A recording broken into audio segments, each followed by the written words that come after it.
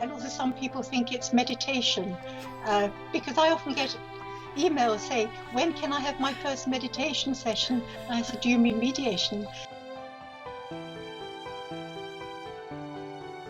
I suppose the benefits of online mediation are that you get to solutions more quickly.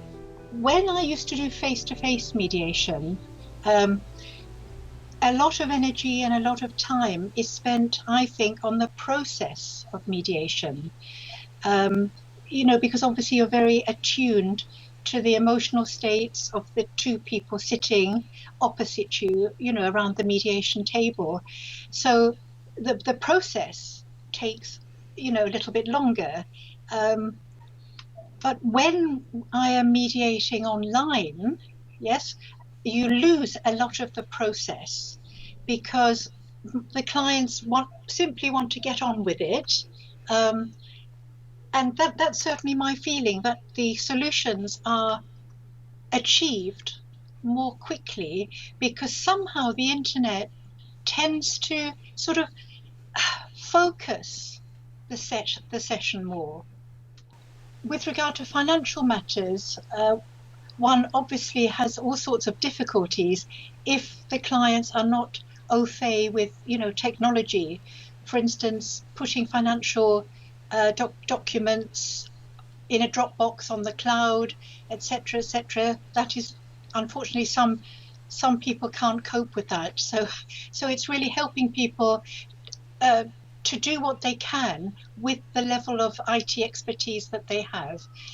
And if all else fails with financial information and financial disclosure, I'm happy, to receive paper copies. With regard to, yes, helping with child arrangements, I suppose the main drawback is that I can't see children, in the flesh, as it were, because I do child consultation.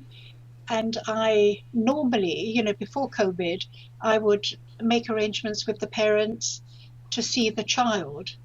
I have seen children online and it has worked very, very well. And it's been amazing because, talking about online mediation, really focusing the energies of the parents. I had a situation recently where the father wanted 1 week, with his twins, and then 1 week, the twins would be with the mum, sort of 1 week, with each parent. And there was a lot of debate. Obviously the mother didn't like this and the father did want it. So at the end of the, a couple of sessions, I said, well, look, let me, talk to the twins. They're of an age where they really need a voice.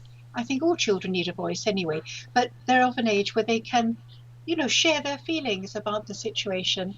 And they said very clearly they didn't want 1 week with dad, 1 week with mum. They wanted the alternate weekends, but lots and lots of good access in between, And when the father heard this, coming from an independent person, he said, well, of course I would agree that if it's really what they want. So the ability to see children, whether online or in the flesh, it is so important in mediation. Because if I hadn't seen the children, we would have had 5 or 6 sessions going backwards and forwards, more heat being generated than light. So it was important really just to cut through all that and allow the children to say what they want. And I always stress to the parents that the children do not make the decisions. That rests with the parents. But there is an obligation, to let their voices be heard so that informs the parents in making decisions. Remember that divorce is a really stressful period in anybody's lives. And mediation which is accessible, easy to access,